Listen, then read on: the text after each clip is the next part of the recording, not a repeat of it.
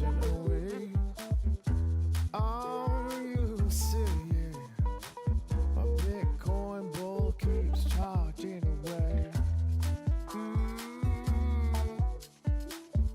Yeah. Oh, yeah.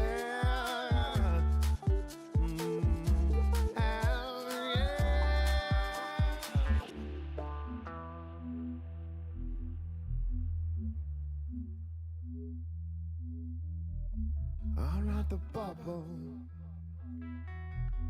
I'm not the bubble. I'm the pin. I'm not the bubble. I'm the pin. I'm not the bubble. I'm the pin. I'm not the bubble. I'm not the bubble. I'm not the bubble. I'm the pin. I'm not the bubble. I'm the pin. I'm not the bubble. I'm the pin. I'm not the bubble. I'm the pin.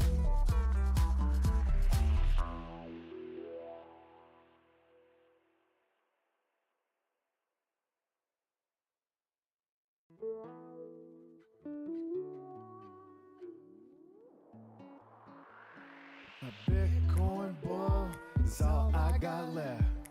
Sold my clothes, gold no less. Was a circling, hollow hands. This man stronger than the average man. I'm not the bubble, I'm the pin. I'm not the bubble, I'm the pin. I'm not the bubble, I'm the pin. I'm not the bubble, I'm not the bubble. Day the markets take another dip to restart and refuel this moon boy ship. My dreams may be futile, but it's you say, well,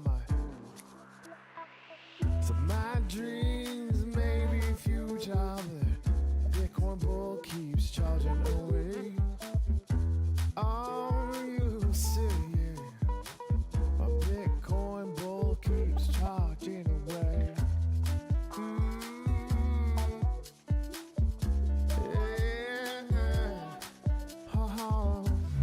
You're listening to Anyobservation, the best NFT, crypto, and gaming podcast ever. With your host, Anders Bjork. And we are unmuted, we are here, we are ready to go. Very happy to have you back here, Michael. How are you doing? Round two, I could not be more excited. Thank you for having me, Anders. Yeah, the change this time is that behind me I have some Funkos that are the Verl NFTs from the Teenage Mutant Ninja Turtle collection on Wax. That's pretty much what changed in my life. How has your life been so far? Yeah, my life's been really busy. It's funny you mentioned Funko. It's like every time I go into the Blockchain Brawlers chat, I have to wade through all the Funko messages before I get to the Brawler content. It's just like, okay, here we go. And I kind of kid the people in the channel about it, but we're really good natured. I think a lot of projects ban chatting about other products, but look, we're building a community. It's social. We don't expect you to exclusively talk about our product because everything that lives on Wax. We're happy that people kind of want to have a conversation around it. Yeah, and I think it's good. I mean, you build up a community, and a community can be interested in more things. And being in this space, there is so many things happening, and if you find a crowd that is has some mutual interest, it's natural to talk about other things as well, I think. Of course, yeah, and look, I think that projects that ban conversation around other projects are maybe slightly insecure about their project. Like, no, you can only talk about my thing here only, and everything else is forbidden. It's like, we love our project. We love it if you love other projects too. Come, be comfortable, be welcome, talk about whatever is interesting to you. Yeah, so that's nice. And just to go on, in 2 days you're launching. What can people expect? What is coming live? Let's dig right into that. Gosh, I hope so. I hope we're launching in 2 days. I'm kidding. Yeah, we're going to be launching on Wednesday. We're really excited. It's funny to me. Like, you just sort of say, here's our street date, and this is when we're going to go live. And that's usually good enough for people. They're like, okay, it's great. Yeah. We're actually having people on the channel going, I need to know what minute you're going to be live. I'm like, what minute? Yeah, like I want to set my clock. I want to be there in minute one. I'm like, what minute? I don't know. I think we have a general time frame. It's basically when I'm awake, right, which is sometime between 5 a.m. and 11 p.m. Yeah. They're like, no, when in that are you going to go live? I'm like, I don't know. Maybe noon, maybe 1. It's unclear, but probably something like that. They're like, okay, well, as soon as you know the minute, you have to let me know what that minute is. I'm like, oh boy, okay. Which kind of factors are the ones that could decide to push it an hour or not? Like, what are you looking for at the live date? Yeah, it's level of comfort that everything that we have promised the community that they can do in the game, they can do, and it works well, and it's clear, and it's understood, and there's nothing confusing about it. There's no gaps. There's nothing is broken. Healing works as intended. Crafting works as intended. Brawling works as intended. Everything that we've promised on day one is fully functional, and you don't get, whether it's a failed to fetch error from a website or you get something wrong with a smart contract or something along those lines. We really want to just make sure that it is airtight and it's bulletproof. The reality is that we've seen a lot of games get built by kind of non-game developers really, really quickly, and then they put it out in the market, say, here you go, use the NFTs that you bought, and they're buggy or they don't perform well. They're really kind of, there's lag, or there's kind of, a lot of milliseconds to do one transaction. It's not a great user experience. So one of the things that we've said from the beginning is that our user journey, our thoughtfulness around kind of contextualized menus and things of that nature are really intended so you're not ever lost or confused on how to do anything in the game. So we have this whole kind of matrix kind of test plan that we run, that we look at every single aspect of everything. And because there are so many moving pieces to the actual experience, right? Like equipping and unequipping and activating, meaning bringing things in for your wallet. Like there's just a lot to go over. And so making sure that we can get through all those things and they work in production as intended is the thing that we will be absolutely looking at. I spent all weekend testing in the staging. I'm telling you, it feels bulletproof, but that was in the staging environment, not in a production environment. So we'll see. Yeah, nothing is as real as the real environment. So Nick has a question there. Are you using public APIs or are you running your own for this game? We're running our own. Yeah, I figured that would be the case. So that is both a good decision and a scary decision. Well, look, I think the thing that you realize really, really quickly, and if you don't realize it at the jump, you realize it after you interact with us in the community and how we do things. Like we're Wax. Yeah. And that has a lot of advantages, right? We're a big company. We have a lot of people on this project. We have a lot of really smart, really well-intended folks that have done this a lot. And you get a benefit of kind of our subject matter expertise, right? Yeah. So we know how to write smart contracts in a really efficient way. We know how to build really great playing games. We know how to build a community. We know how to ensure trust, and where there are concerns around security and things that have happened maybe before us, those weren't on games that we built. And so we understand the other thing we understand the scar tissue that exists in the community. Like early on, like back in January when you and I first talked, people were like, I don't know, man, just another pay to earn game. And this is probably going to happen. And that's probably going to happen. This is, I'm concerned. Like we had no credibility built with the audience, right? We had no affinity. We had no anything because we were just sort of like, hey, play this game. And here's a website. It doesn't look cool. And we had some auctions behind us. But now as we release this information, right, our game philosophy and all the things that we've done to kind of build consumer confidence, like it really shows in secondary markets. It shows in kind of engagement on channel. It shows all these places that, including myself being very present here. Like we're not hiding behind like secret teams somewhere that you don't know who they are or what they've done, but trust them. It's like we're exposing ourselves and giving ourselves a very public face, being mine, at the risk of maybe being socially engineered, and that certainly has happened. People have come after me, but we want to show the community we're not hiding behind anything. And this is why you should have faith and trust in us. And we don't always get it right, but our heart is in the right place. And we're certainly going to try to do everything that we can to make sure the player experience is a good one. And people, again, as I said last time, depending on when you kind of on-ramp into the game, there's something for you to do and something that's enjoyable. And we've thought through all those different phases. Yeah, that's very good. And like, since we got into the topic, there are projects on Wax and on other blockchains on in all areas of this world where there are people that fail to secure their contract, fail to secure their keys. There are people that do what we call a rug pull, where they just take money and then just leave without saying anything, perhaps shutting down, perhaps just disappearing. There are people that overpromise and fail to deliver. There are people that run out of funds because they waste it. That is a different topic. That is bad management. That is not something that necessarily need to be bad, but some of the other things is. So what are you guys doing in your team? Like, one thing, you are based in the Wax team, so that is one aspect that you are doing to add trust and fix all these things. But what are you guys actively doing to make sure that you have your security measures in place for the contracts and accounts and everything? Yeah, so from a security standpoint, so we've gone through 2 different security audits with different independent groups, like literally trying to, kind of poke holes in what this can be and where are these exploits that potentially exist. Yeah. And I think, though, that before you get to the audit part, it has to start with, well, who's actually doing the smart contract creation on our side? Like, we have what I think are some of the best blockchain engineers in the world, right? And so they're the ones who are building this asset to be scrutinized. And so if you start from a position of, again, this isn't something we just started to get into. Like, 4 years ago, we went on this journey, right? And we started accumulating this development talent and building our own scar tissue. And so we have really experienced developers working on our chain, building our smart contract, and building our overall experience.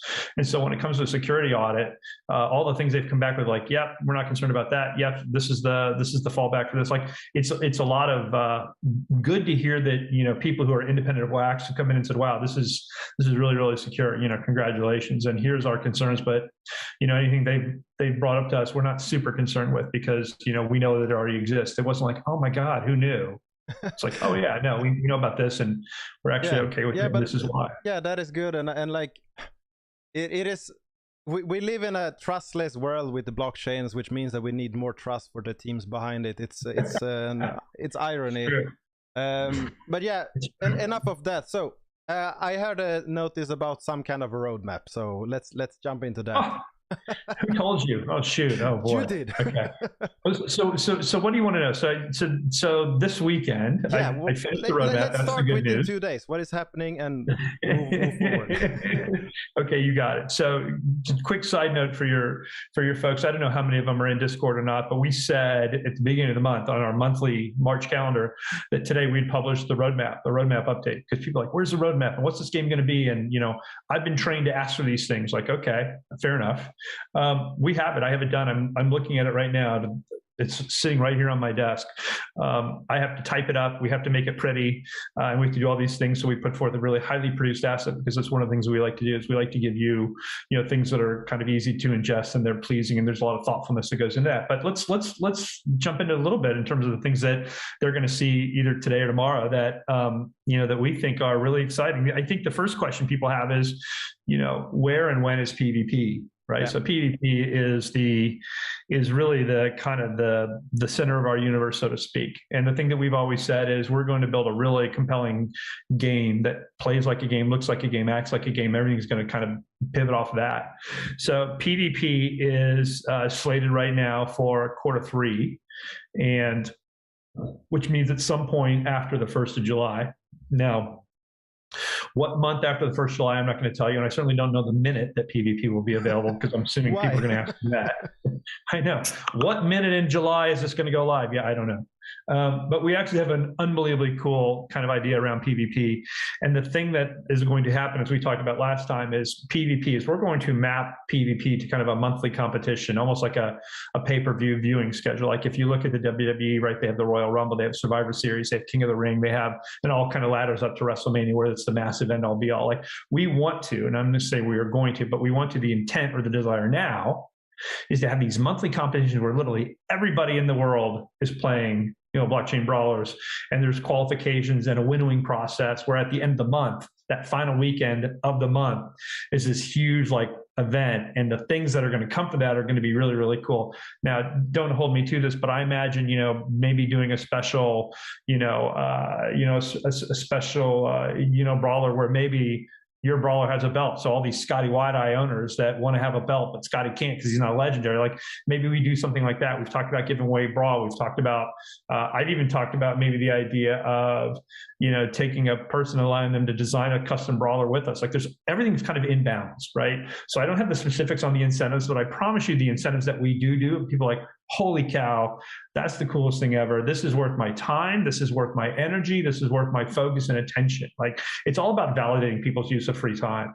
And so the rewards that we have tied to these monthly events, tied to PvP, is how this whole thing is going to flow in the future. And we could not be more excited. And I will tell you, kind of the people or the group that's designing the PvP experience have subject matter expertise that once people understand kind of who this is and what this is and their affiliation with a company, they should be unbelievably excited, because this isn't something like, oh, Mike's going to come up with a gameplay idea. It's like, no, I know my limits, and I much rather go to somebody who is unbelievably accomplished at doing these things and then bringing them inside the project. So again, I think that this if you've been paying attention to what we've done and how we've done it, and who we've done it with, none of these things should be a surprise. Like, we are professional game makers for 20 plus years, right? We have an understanding of building the best content in the world. So people go, gee, it's just a click mining game. It's actually not, right?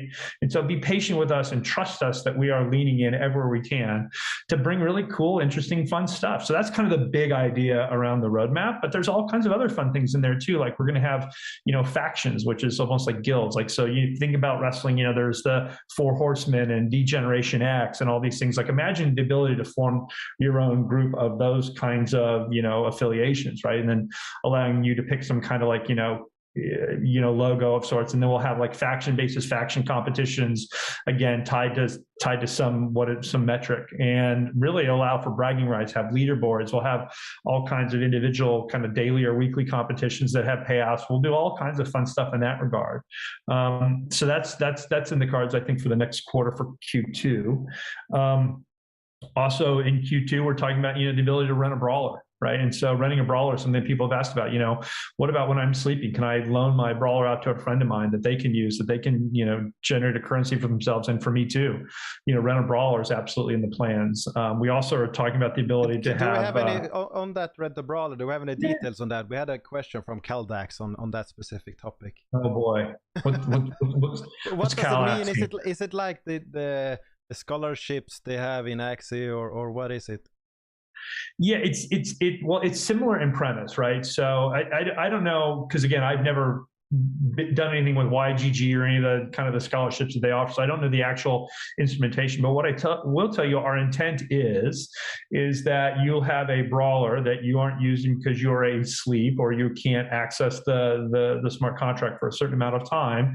You can allow a friend or somebody that you have a connection to come in and utilize that brawler, and you can set what those time limits are. You can set what those earning rates are. Like, as an example, like, I'll lend you my legendary 1 of 1, but I've got to take 50% of the currencies generated and all the gold, right, over the next 24 hours or the next 6 hours, whatever that wants to be, right? And then somebody either agrees to that or they don't, and then they have access to that content. And so it's not 100% lockdown, but that is the intent, is to have it where you as the content owner drive pricing and drive duration, and then somebody else has to accept those terms, and they can utilize that, and then we can handle the facilitation of the asset going back and forth, and make sure that nobody will abscond with this asset and leave the digital country, if you will, and you can't recover it. So we'll track all that. But again, as an owner, you're setting terms of everything, pricing, duration, on and on and on.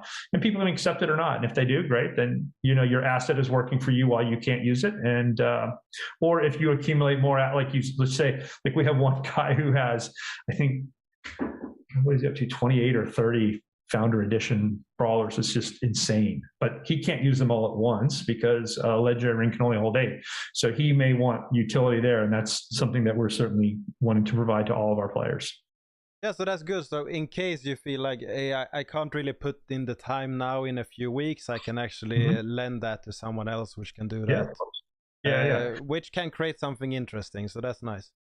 Yeah, look, and we appreciate that maybe the starting price is a little bit high for people, or a lot high for a lot of people. I don't know. But we never set the market prices, right? We didn't set the auction price. We set the pack prices, and what happened from there was up to the community, right? And they were able to buy and sell, and they had discretion in that regard. Just like when they craft, they can set the crafting prices of what their asset is, or they can use it and continue to play with it. So we just wanted to give people the ability to get going. and where the market goes is really going to be interesting. There's this great book from a friend of mine, a guy named Greg Kostikian.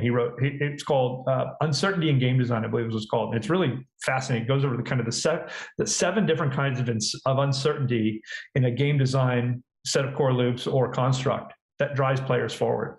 Like, we are uncertain, and that's why we move forward. Like, can I beat this boss? What happens when I level up? How much better will I do if I acquire, the sword of 1,000 truths? Like, uncertainty moves us forward. And the thing that we've done very intentionally is we've wanted to create a ton of uncertainty in the economy, in the roster construct, and all these things, because people don't know the optimal path.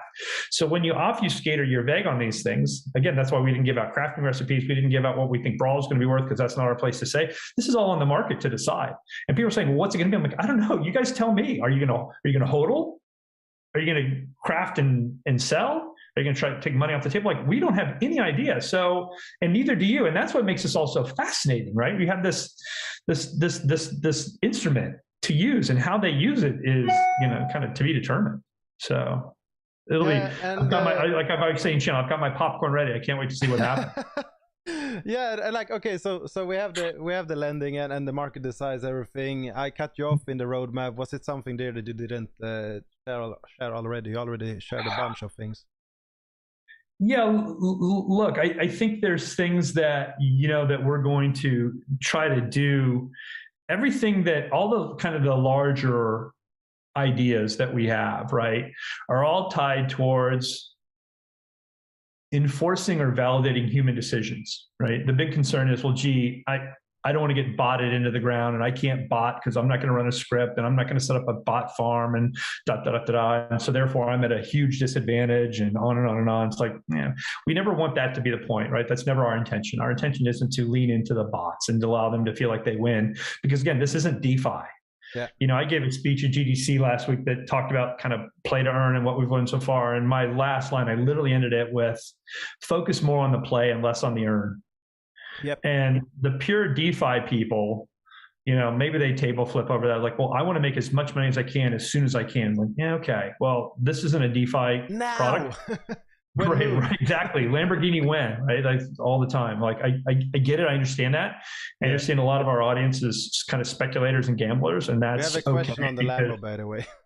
Okay, we'll get to that in a second, I guess. But the point is that, look, we want to make a game that's really fun to play for a long period of time. And we understand that you have choices, and we understand that how you spend your free time is up to you, and we want to validate that. So certainly the earn piece is something that we're not insensitive to. We want people to earn, but we also want people to have realistic expectations. And so when we say we want you to have the play part, we want to focus on that, and we want to focus on human decisions, right? That's because, like, when I play PvP, I'm making choices that are unique to me. Right? When I am, taking part in this faction, what faction do I join? What do they do? How do they play? Like, again, decisions, not botting, not script based, but human decisions. So a lot of the larger tent poles that you're going to see us talk about kind of moving forward, you'll know in the back of your mind, like, I remember they said this is all about kind of human interactivity and decision making that, bots can't replicate. So that's a lot of the things that, you'll hear us talk about as well. Yeah. Before that, you mentioned the Brawl token. So what I read in, I think it was a post shared, it might have been a Twitter, I don't know where it was, but it is that you have one token and the other ones are not fungible tokens. Yes. So let's dig into what that means and like the things you can earn in this game with your brawlers. Yeah, of course. So let's start with I think I said this maybe last time even, is that things that are simple to explain are simple to understand. And we know that players every single time will choose convenience and understanding over complexity and security concerns, right? And so that's why the Wax Cloud wallet has over 12 million users, because it's very Web 2 in its onboarding, it's Web 2 in its presentation. We have seen multi-currency games before be successful, but we know that is harder for people to kind of digest, if you will, right? It's harder to tease apart what is the value of this asset versus that asset, and how many should I get? Like it's a very common construct to have kind of 3 to 4 currencies, and balancing them is a nightmare too, by the way. So we thought it was best to be really simple and really straightforward. You have your in-game token and you have your in-game NFT that you can earn from brawling, right? The gold NFTs, they drop at a certain percentage rate during a match, kind of a 1 to call it a low double-digit chance of happening. And then on the Brawl, always happens, right? You always get Brawl. And so as you're brawling, you're earning Brawl every time in varying degrees, depending on rarity of a wrestler, depending on rarity of your gear, and depending on how many brawlers you have at once. You can earn a certain amount of Brawl per hour. Yeah. The gold drop rate is, again, it's kind of low single-digit percentage chances, or I'm sorry, it's low double-digit percentage chances to low single-digit percentage chances. It's not like 50 to 60% chance. It's low, and gold is tight. And so as you're brawling and you're earning these currencies, you're now empowering yourself to do a couple of really interesting things. One is you can take those currencies, because those are the only two things that you need to craft anything, right? Craft a ring, craft a gear, craft a brawler, takes a certain amount of Brawl and a certain amount of gold. And if you have Brawl and gold, you can craft everything in the game with the exception of the legendary Brawler, right? So that's what you do. So you Brawl, you craft, you earn, you maybe sell, you maybe don't sell. Maybe you build out your roster. Maybe you get a big scholarship farm going that you want to create. Like it's all up to you. You've got all these choices. All the while, you are building up your infrastructure and your ability to produce these currencies. So when PvP comes, you'll be well positioned to do things that benefit you in PvP. So everything builds to something, right? And so that's what this is. This isn't like, oh, well, mine these currencies and have fun. It's like, no, there's an end game to all this. And, some people may want to exit without thinking about it, because it's very short-term focused. One of those end games for some people is that the Brawl token can be migrated to other blockchains, which you announced today. Well, I saw it today on your Discord that the Brawl Bridge is live. So I had some questions from people on that, like, the bridge is live, the game is not live. So this was done before the game. What's the idea there, and why Ethereum? Well, depending on which bridge you're talking about. So we have an Ethereum bridge, we have a Binance bridge, we have an ERC20 token bridge. We have all these varying bridges. ERC20 for the Brawl token, I guess. Yeah. So the Brawl token, again, we built it so in this deal with OKX, which we haven't talked about here on this channel. So OKX is a huge exchange. I think it's the second largest exchange in China in terms of a centralized exchange. They said, look, we're super impressed with what you're doing. We saw how the Binance auctions went for the one-of-ones back in November, December. We feel really strongly about this game's success. We would love to really kind of promote it on our exchange. We'd like to promote the token. We'd like to have you take part in our Jumpstart program, which is a kind of a mining and staking event. Like if you have a certain trading volume and qualify as I think it's a level 2 trader, I think they call it, then you can participate. And we gave them 50 million tokens to distribute amongst the people who qualified.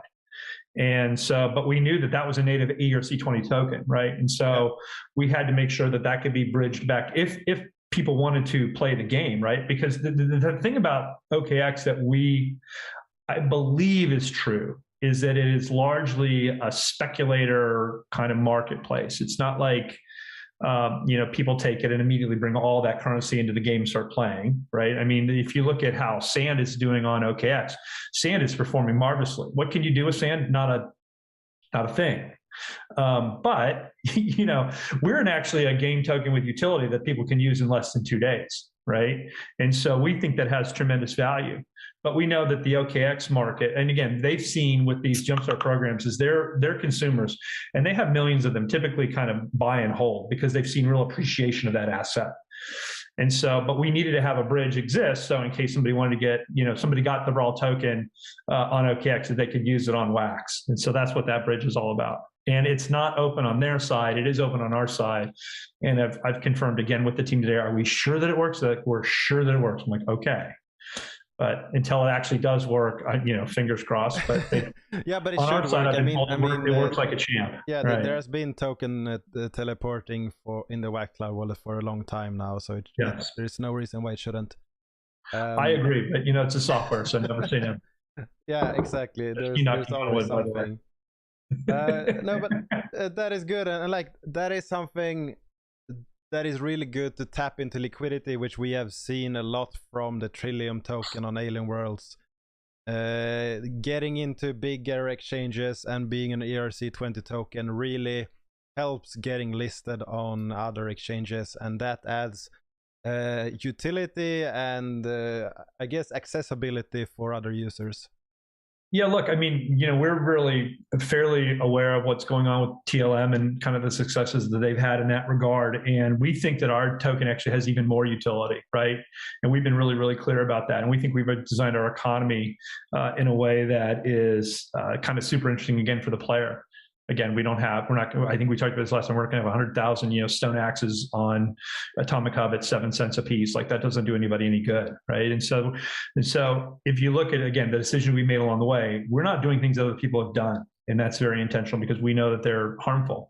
But back to your comment about liquidity, like almost like we kind of say, people like, well, gee, why have things on, Binance or Ethereum? Why have all these bridges? Like, we actually don't care where you sell anything. We want you to have, as a consumer, we want you to know that you can sell this asset anywhere that you are comfortable. We'd like you to sell it on a Wax marketplace, but if you don't, that's okay too. We want you to play games on Wax, but if you want to take the asset out of Wax because you feel like you can sell it on any of the other exchanges or a marketplace, that you're more comfortable with, then, God bless, you should. Max liquidity is always in the back of our minds. We're not so, tribalistic about our, like, oh, you can only play it on Wax, you can only buy it on Wax, you can only sell it on Wax. Like, no, look, come to our chain and play, because we think our transaction and response rates are really, really high, and we think that's a great consumer experience. But if you want to sell it outside of our chain, it's your asset. That's the beauty of Web3, right? Like, you own it. We're not going to tell you where to sell it.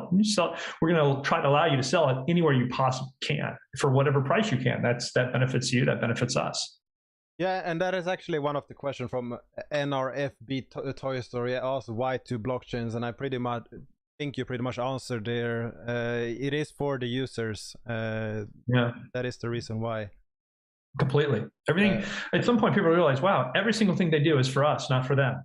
Right. We win when you win. So don't look a gift horse in the mouth, I guess. We're not some draconian group trying to pull the rug out from under you and, escape in the middle of the night. Like, who I am, where I live. We're not hiding from anybody. We're very transparent in that regard. Yeah. And that's awesome. And okay, so yeah, I don't know if we should go into that. I think the first thing we should ask is the Marty question. So Marty is a team member in Wax, for anyone that is wondering. He has been here forever. And he has 2 questions for you, and I will see what your response is. The first one is, what color is your Lambo? Oh, God. This is going to surprise a ton of people. I actually don't own a car. And my wife owns a car. My daughter owns a car. I do not own a car. Yeah, I know that he asked that question just to make fun, make a joke, so it's good. I mean, most people really think I have some. I actually don't. My wife has a nice car, and so does my daughter. I do not have a car, but both our cars are white. I don't know if that helps them or not. So it'll be a white Lambo. I haven't seen those. Oh my God! Who knows? Someday, maybe. Yeah.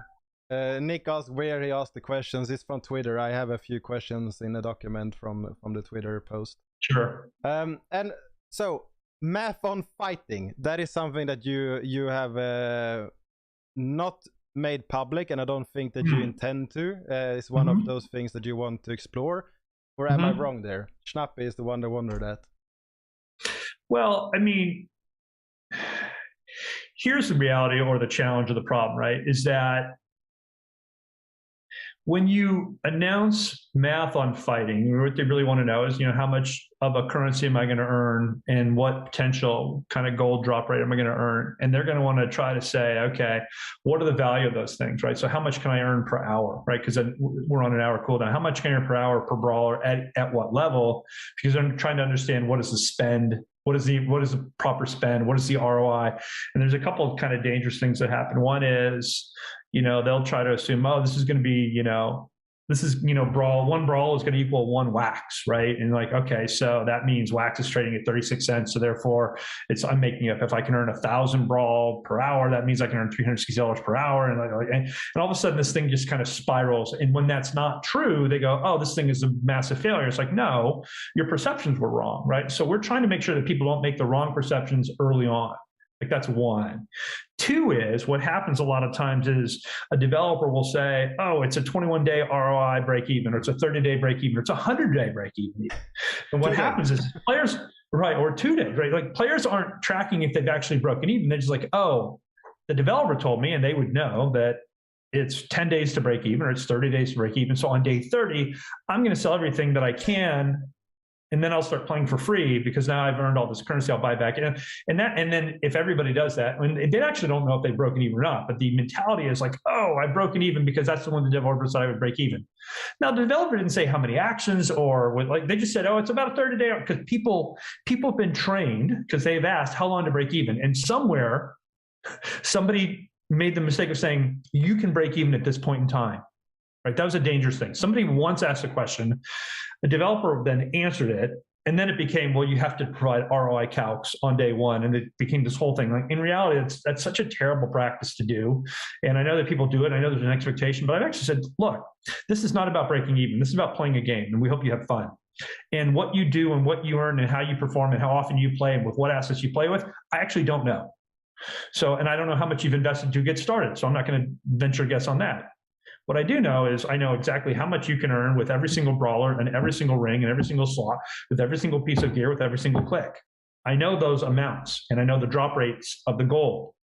What the value of those things are is, in the gold, it's out of my control. Yep. The Brawl, it's left up to a secondary market, or a centralized exchange or a decentralized exchange, either or. Yeah. And you're going to ask me to tell you these things that I'm not going to tell you. You can figure that out on your own. And by the way, here's the funny thing. These guys in the community, they're just so funny. They're just like, what is this worth? And what's this going to be like? I promise you, on minute one of the game, there's going to be a massive breakdown of everything that exists and how to do it and what the path is. And here's the optimal flow. Like, they actually want to do that work. They don't want the answers to the test. They say they do. I don't know that they do. Right. And so there's going to be, like, we have a couple of players, Cal's one of them, Nemo's the other, Buddha. There's a lot of guys in the channel who have crowdsourcing all this information. And it's wonderful to see all these guys come together in this regard and think this way and present this information, because they're thought leaders inside of the channel. And it's really a super, super powerful thing to see this organic kind of, traction that we've gotten, and we love it. And we lean into it, and we ask them for help, because we know that, we can't do all this on our own either. So did that answer your question? I think it did. I think it answered it and other questions as well. So that's good. Well, good for me. Yeah. And like, if a project would like to collaborate with Bcbrawlers, another NFT project or something, is that something you're up for? That's from the Absolutely. Ask Marty. That's what I always tell people. Ask Marty. Go into Discord and ask Marty. When Lambo. I only say ask Marty because early on, when this started to get a lot of traction, I started getting a ton of DMs, and I started getting a lot of suspicious links. So I just shut down my DM for everything. But Marty is really kind of the keeper of all things social and can funnel people to the right places. There are a couple of at .wax.io, depending on if it's a game versus if it's a marketing versus it's a streamer collab, influencer. Like, we have kind of different lanes for all those groups, and we have done things like we've bought, the real funny story, I have to tell you, not that it's wash trading, but certainly we got accused of that a little bit by one person like 3 days ago. They came in, they were new to the project, so they didn't know the team. So we don't, and by the way, we don't take offense to anything that people say, but we bought 15 packs when the OKX deal was not announceable. Yeah. They came to us and said, look, we have massive reach with influencers on OKX, and we need some content to give to them. Can you support us with content? We said, yeah. But what we've also always said is that we're not going to just mint packs just because we want to have a hard limit, so we can be transparent as possible. So we actually had to go to the secondary market to buy packs to give to OKX, to give to their influencers, which reach millions and millions and millions of people. Like, it's such a good thing for the project. But when we bought the packs, like literally the nanosecond we bought the packs, oh my God, somebody inside of Wax bought 15 packs, and they're trying to show liquidity, they're trying to show market movement, they're trying to fix the price. And I'm like, oh my God, I can't say this.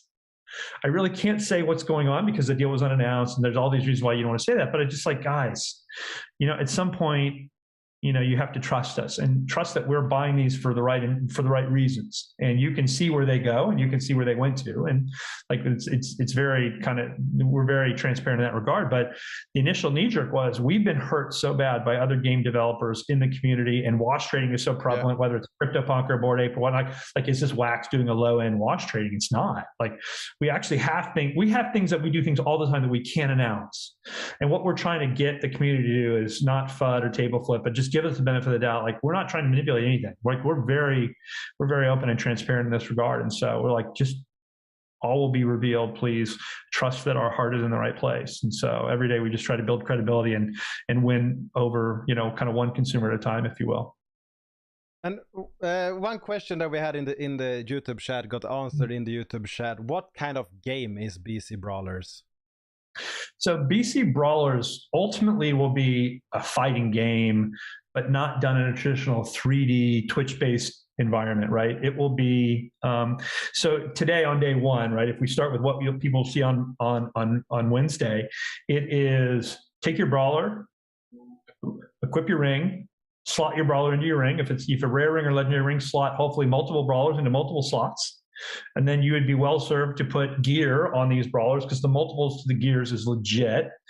Depending on what you want to do, if you want to farm a lot of gold, you want to go with the lower end, which is counterintuitive. The lower end brawler, which is Scotty Wide-Eye, the lower end gear, which is a brass knuckle, they earn gold about a little less than 3x, almost 3x, what a legendary brawler with a steel chair earns. Like the spread is like 3-to-1. So if you want to be a gold producer, go common brawler, common gear. If you want to go brawl producer, go legendary brawler, legendary gear, and then it kind of scales from there, up or down, depending on which way you want to look at it. You had a graphic up on your Medium, I think, and on Twitter, and probably Discord and everywhere.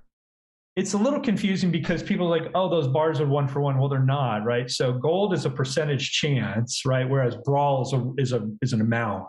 And so but we wanted to give a graphical representation to show kind of quote unquote overall power.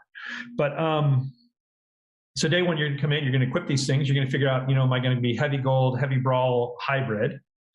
You're going to hit brawl, and then you're going to get a result, and your guy's going to take damage. You're going to see how much brawl you've earned. You're going to see if you got a gold drop or not. Between you and me, you're going to hear a really cool track, that was put into the game by Yoshi Drops, which is Yoshi's our boy. We love Yoshi. And, we've got a lot of cool things we're doing with him around music, which we think are fun and interesting and innovative, which I think is a little bit of a surprise for people. So, yeah, then you're gonna play. We've got a nice kind of full motion video background. I don't want to give away too much, because some players have said, leave this to be a little bit up to sort of discovery and surprise. So we don't want to give away too many cool things, but there's just kind of fun, cool things that you can do once you get in there. But you're playing the actual brawling piece on a 1-hour cycle. But at some point down the road, like, what is this game when we say it's PvP based and it's human based? Like, you will find an opponent in the real world and you'll say, I want to compete with you. And I think I'm better than you, and I want to prove it. Let's go right now, head to head. Theoretically, you're picking your walk-up music. Maybe you cut a promo. Maybe there's all kinds of fun things that we want to try to emulate that wrestling experience to the extent that we can, including, I think we talked about a little bit last time, kind of writing users into the fiction. That's really interesting. I just sort of thought I'd take everybody's personas in Discord and I can write, good guy, bad guy storylines about them and pit them against each other. And legal came back and said, you actually can't do that without their permission first. And you can't just make fun of people in a shaming way, or you can't build people up in a put them on a pedestal kind of way. You have to do everything that, personal publicity rights. And I'm like, oh God, okay. So we have to do it with me. Thank you. We have this on video, so I will record that and have those permissions granted. But we have to go through this process of talking to the community members. Do they want to be part of the storylines? And the storylines will be for all to see. And we've actually employed a professional wrestling writer to do this, to actually craft storylines that are going to be kind of going on throughout the course of the year. But we have to get people to give us permissions and all that fun stuff. So that'll be happening kind of as part of the roadmap as well. Starting, I think the April calendar gets published on Friday, but in there people will see, blockchain brawler story inclusion. And so we'll do a survey. Do you want to be in? Do you grant us the rights? Do you want to be a baby face or a heel? Kind of tell us a little about yourself, and we'll take those things and we'll go from there. That is awesome. And D Totten in the chat just wrote LFB. And what is that? Let's effing brawl instead of LFG. It's our version of LFG, if you will. I know you have young listeners, I think, and so I don't want to be profane, but it's let's brawl. On almost all of my content, if not all, I have a mature audience only tagged, so it's their fault if they click past it. Okay, fantastic. It's because I can't control myself, so it's for the better. I appreciate that. Yeah.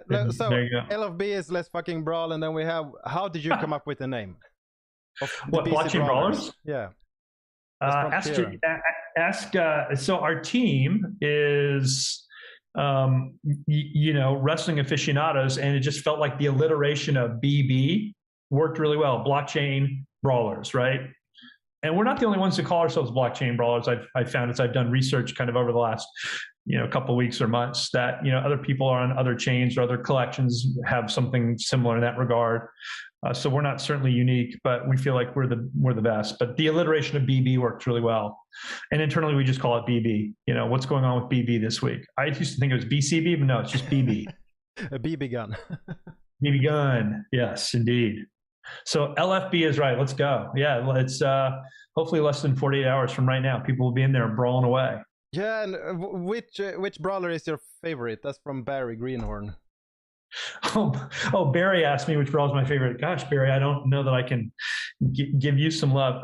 I will say this, right? So I love the organic movement that has taken with the Scotty gang. Like, I love the underdog story so much. And, last time when we were on here, we said, we do things that people don't think, and certainly giving Scotty a lot of power is something that we've always intended to do, because we want to create that duality in the market and with that uncertainty, as we talked about. And then when you look at how the kind of the meme culture, so last week we released 17 Scotty heads to really allow players to lean into the memeness of it all, if you will. But I will say this, is that I've seen the next set of 200 one-of-one auctions that are coming out, which will go live at some point in April. There are some unbelievably cool and funny and interesting one-of-one legendaries, and we should probably just leave this at that. But if you were to ask me my favorite brawler today, I'd probably say it's Scotty. Plus, I own 2 Scotties, and how do I own them? Right, I own 2. What was I given them by the team? Did I demand they send them to me? No, I went on to Atomic Hub just like everybody else, and I bought them. I have 2 Scotties, 2 normal rings, and 2 brass knuckles. That's what I have. Oh, you're ready to go. Good for you. I'm in for gold, right? Right, of course. Look, I think gold's going to be really expensive early on, because there is a pinch. There's a true gold pinch that if you feel like the one-of-one owners are going to want to race forward and get like the biggest and the best, the legendary ring and all the epic guys, like Colt Tenderfoot's a really interesting case study in that there are no Colt Tenderfoot pre-minted. So the first person to craft a Colt Tenderfoot will get guaranteed mint number 1. But he's also a very expensive recipe. But if you want to get there, you're going to have to craft or buy a lot of Brawl to do that. Now, here's where it gets really interesting, is that, so you mint, Colt Tenderfoot number 1, and you get him. But then we have the Neon Freak swag kit, right, which is inspired by Mr. Savage, rest in power, Randy. If you want to map a swag kit onto Colt Tenderfoot, since that hasn't been done either, then you'll get the mint number 1 Neon Freak Colt Tenderfoot. And so there's all these things that are at odds with players just playing and just making a choice and checking it every hour, and there's no tension there. Like, this is token with utility. These are interesting decisions that you maybe don't know how you want to play it. And it's all going to be driven by the actions of others. And so it's really kind of an interesting dilemma that players are going to have. It's, Prisoner's Dilemma inspires a lot of how we think about things, game theory, right? It's it really is not knowing kind of how everybody's going to behave and seeing it play out in real time. It's fascinating, at least to me. Yeah, I mean, so right now we have 4 people. They can go in and play. How much time do they need to play? That is the first question. And then there is another question for the NFT bridge, which is to Binance Smart Chain. Is there also a bridge for the Brawl token to Binance Smart Chain, or is that coming? That is not live yet. I don't know. We've been quiet on that. I don't want to disclose anything. Again, kind of, max liquidity is what we're after. We'll have to see, we'll have to see how the token performs on Alcor and on OKX. If it performs really well and there's incredible demand for it, or candidly, a lot of the decisions we make with the roadmap depends on what is the needs of the audience, right? So I would be foolish to say we're not going to do it or we are going to do it, because what we're going to see is what does the audience demand, right? And is that a healthy thing? Is that a good thing? And because sometimes they demand things that are unhealthy. As I say all the time, some of our decisions you will like and some of them you will not like. I'll tell you, it's back to. I'm sorry, I want to finish that point on the gold. Like the gold conundrum is so interesting because you've got these one-on-one guys who are going to want to race ahead, but the low-end guys are going to control the pricing of that. And gold could be early, it could be really expensive. I don't know, but there's going to be a demand for it because it is going to be so scarce, right? It's going to drop at a really low rate, and these guys, these whales, are going to be pinched from gold. And there's this whole flow. It's a really interesting kind of bell curve in terms of they're pinched kind of the first, 10 to 12 to 15 to 30 days. And then on and this is just my model, so it probably doesn't map for everybody, but somewhere in kind of day 32 to 45, it loosens up if they're playing all the time. But then as they get past that, then as they craft these higher end assets that are really expensive on the gold side, then they hit a pinch again, kind of. So they never get to a point where like, oh, okay, I don't need any more gold, I'm done. Like there's always going to be a need depending on where you are in that continuum. So it's a really fascinating kind of, curve that we've built and created and designed, and we'll see how people take to it. And you say play all the time. How much per day do people expect? If I have one of my common brawlers and a normal ring and everything, how much time do I expect if I want to maximize? Well, if you want to maximize, you play 24 times a day. If you can stay up that much, or you can figure out how to do that. That's up to you. We've modeled it kind of both ways in a kind of an all kind of 24/7 scenario versus we expect people to play 12 to 14 times a day. Not that that's realistic, but that's, if assuming you're awake for 14 hours and you can click go brawl, right, then you can play and have 14 actions a day. And that's kind of how we've modeled these various scenarios. And so, in fact, it's interesting that we actually have tracking that understands what is the average amount of play per player per day. So when we do our economic modeling, like, oh, we know that, the blended rate of play per day is this much. Therefore, this is how we should balance this going forward.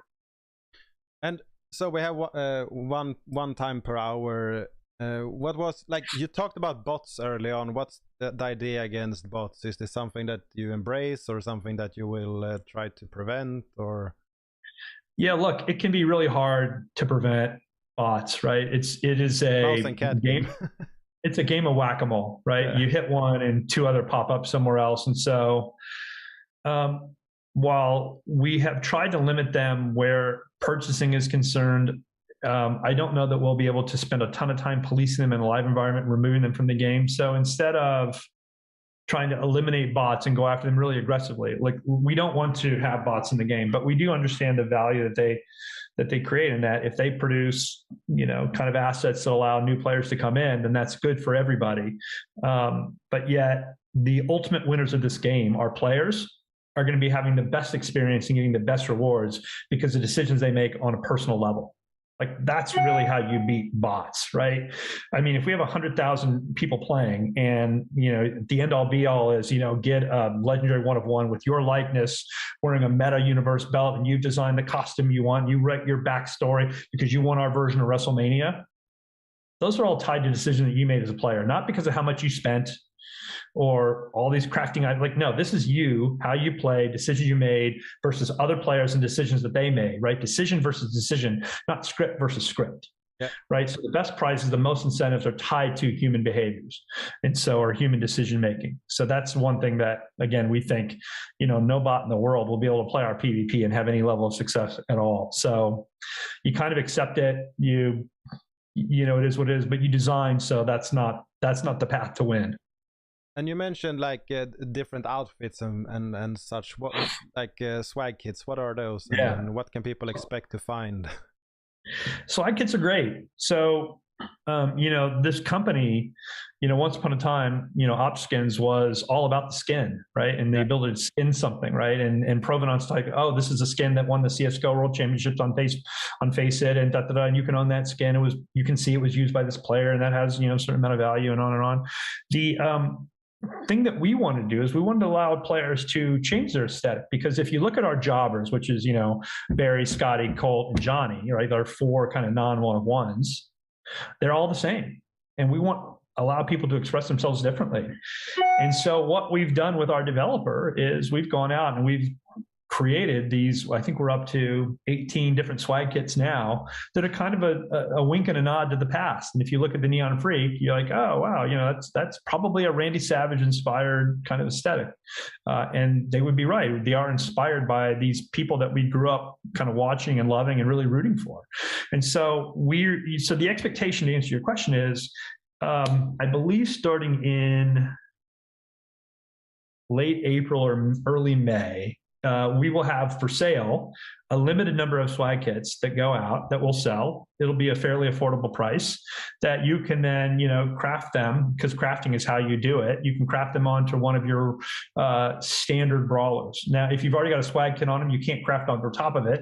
And once a swag kit is on, you can't remove it. It's not a skin. It's an actual brand new NFT. So that's kind of the cool thing too, is that you can take your Barry Greenhorn, and he may be mint number, I'm making it 568. But if you're the first to craft him with that swag kit, we'll probably pre-mint the first 10. You'll get a dice roll of 1 to 10. And the other thing too is that these swag kits are limited. Once that swag kit goes out and sells out, it'll never be reissued again, ever. So the Neon Freaks that we put out, that we just gave away, during our 5 days of gifting, there's only 258 that are ever going to be made. And that's it. Now, if all 250 go into a Scotty Wide-Eye, like, okay, that's mint number 1 to 250. But if, 240 go into Scotty and a few go into Barry and a few go into Johnny, then that means that's very few for Colt. So now all of a sudden you have this really rare asset. Again, not that we're profiting from it because we gave that swag kit away, but we're saying to the community, here you go. Yeah. Knock yourselves out. Make some interesting decisions, I think that is a good thing for people to understand, that if you add that to your asset, you cannot remove it. Right. It's not. That's why we intentionally didn't call it a skin. Yeah. Right. Of course, after the fact, like we put all this thing in, like all this energy, all this effort, it's skin. And then the developer came to me literally like 2 days. He goes,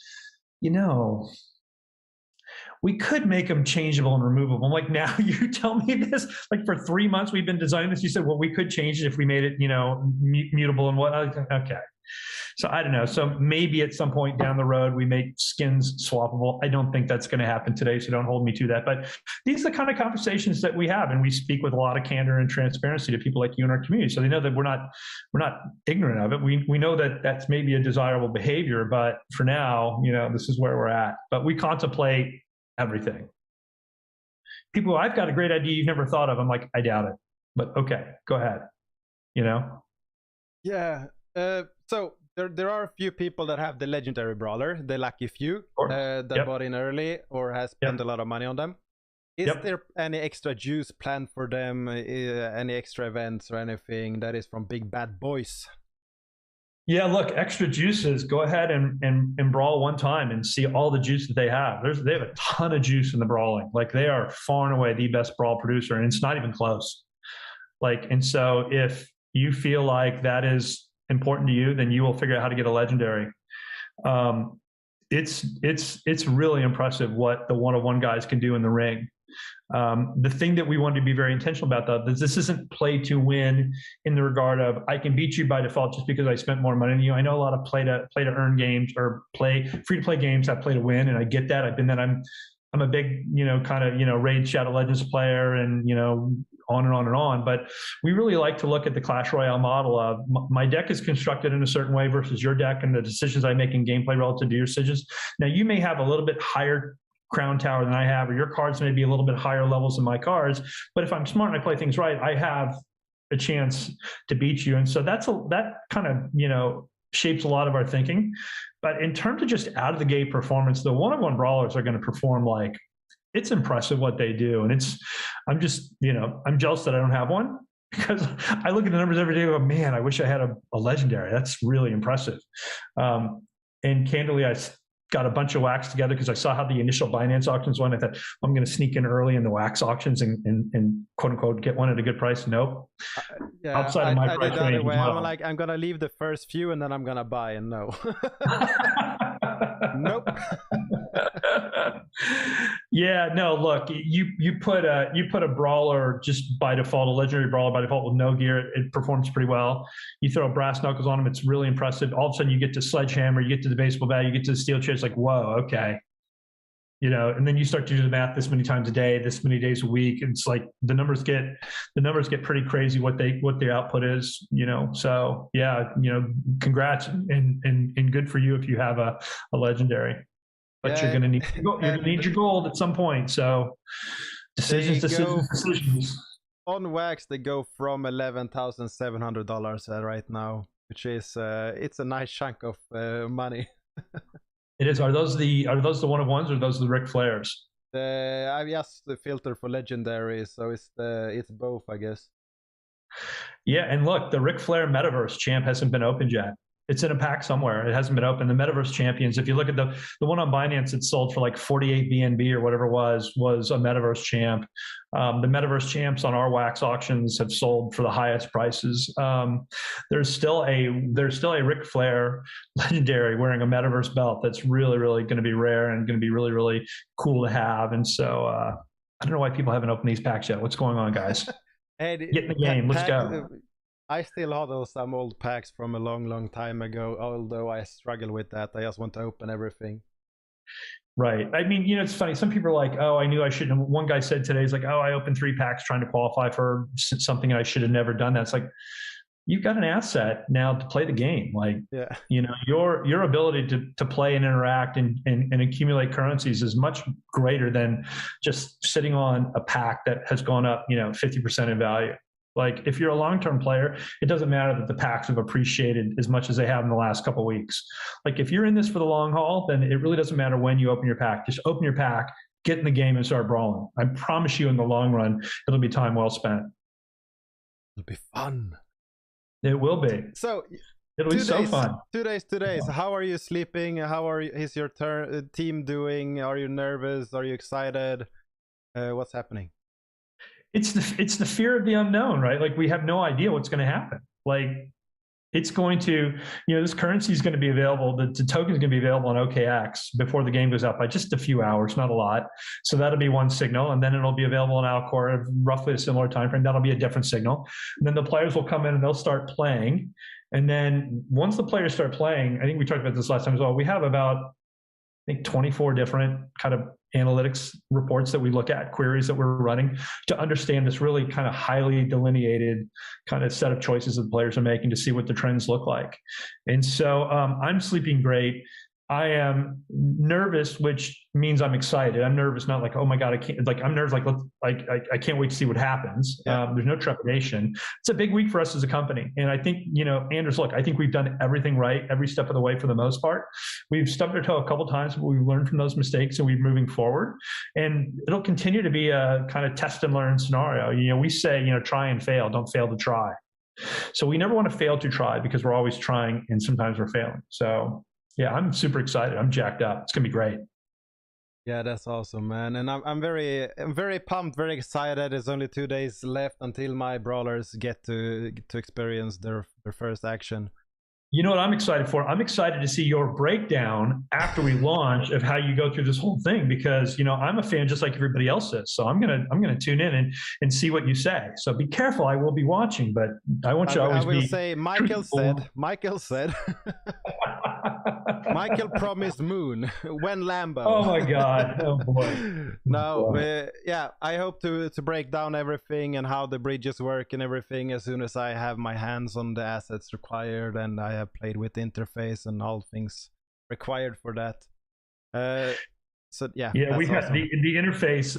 I'm telling you, we get so much, like, internally people go, wow, this game, the UI and UX is really, really great. I'm like, but this is just kind of game development 101 stuff. If you don't realize what they've been exposed to previously, you maybe don't have the appreciation for where we've gotten this to. To me, we're just doing what, we've always done, which is built really thoughtful games with kind of player behaviors and contextual kind of needs kept in mind, right? And so everything kind of pivots off of that. And it's funny how much people love how clean and consistent and obvious the interface is, right? It's super intuitive. So in fact, one thing that we talked about a little bit, which is kind of a bit of a change, is that we put forth a kind of user experience guideline about 6 weeks ago about how to kind of onboard. And one of the things that ended up on the post-launch roadmap is actually that tutorial of how to play. And I felt comfortable removing the first-time user experience from the MVP, because the interface is actually so unbelievably intuitive. Like, you cannot get lost. You cannot get in a bad space. Everything is so clear as to what to do and how to do it. Like, the game really does, like, it's just so super intuitive that Challenge we felt comfortable enough. Yeah. Yeah. Well, I'd love to get your take on that. If you found like, oh, wow, they gave me no instruction, but yet it was so unbelievably obvious where to go and how to do anything. Yeah, I guess it will be. Most things are, and if you say that, then I guess it will be. So well, it's weird because we've actually lost that perspective, right? We're not fresh eyes. We know how it all works. So it'll be really interesting to hear what you say. And look, the tutorial is close. It just felt like, in terms of, do we want to get these features in and tightened up and really polished, or do we want to put a bunch of kind of front end UI that people will use one time and never use again because they get it? Like, it felt like, in terms of the order of priority, it was more important to get these other quality of life changes in opposed to a tutorial. Because again, the UI is just so unbelievably clean and tight. As Nick says, just drop a URL and we will go there right now and explore it and then see what goes. But we will wait. So thank you. On Wednesday, we don't know what time. How will we get the quickest access to the game? Where should we pay attention? Where should the notifications be on? Where should my bot shoot me DMs when something happens? I believe the URL is going to be play.blockchainbrawler or bcbrawlers.com, play.bcbrawlers.com. So bcbrawlers.com is the site now. Play.bcbrawlers.com will be the site when we're live in production. That will be. You can go there now. It's going to be behind a password. It's going to be whitelisted wallets only, so you can't get in there. But that's where you should start to pay attention to. And obviously, as soon as the game is live, we will shout it from the mountaintops to anybody who will listen. I promise you that. So whether you're on Twitter, Telegram, Discord, TikTok, Instagram, not Facebook, we will message that. So pay attention. Like I said, it feels like it's a kind of a midday on Pacific time zone kind of launch, but to be determined. This production testing we're going to kick off today is going to tell us a lot about our level of confidence going in. And then right before we go live, we'll meet one last time as a company to make sure that everybody kind of nodding their head saying, yep, let's flip the switch and go. And then it'll just be like, hold on, see what happens. My 2 attempts on password didn't work. Nick is saying Wax Studios 2022 is the password, and close. So close. Something very obvious is the password. Is the best way to keep it a secret. No, but so we have been on this for an hour. Is there anything else that you feel like, hey, I need to share this information for everyone, or any last words for listeners? I feel like we've shared a lot, right? Again, I think part of the joy of interaction is discovery of the unknown. Yeah. So I don't want to take them through step by step, and then you click here, and then you go here, and then you can do this, and you can see this, and you can hear this. Like, I want it to be a little bit like Christmas morning for some people, right? They come in and like, I've been dreaming about this moment for so long, and here it is. Now I get to do it. I don't want to oversell it, but yet I also, want people to know that, look, this is a labor of love for us. What you see there is our attempt to put forth a really fun, interactive experience that, as we've always said, gets a little bit better each day. So we hope you like what we put out there. And if you have feedback, I know you will let us know what you think is great versus what you think sucks and needs improvement. Yeah. And one last question. What is the name of your pet? That is the password. Not to end on a downer, but I just put my pet to sleep recently, so. Okay. Damn it. Yeah. No. Look. No. My. That's very funny. Yeah. No. They won't guess the password, but we appreciate the enthusiasm which they want to try to get in and figure it out. Yeah. That's the last words out today. Thanks everyone for watching. Go to Bcbrawlers on Twitter. Follow them. Join Discord. Subscribe to the channel. Like this. And share this as much as you want. And LFB, let's fucking brawl, right? LFB. A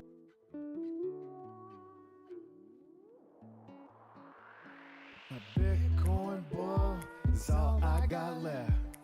Sold my clothes, gold no less.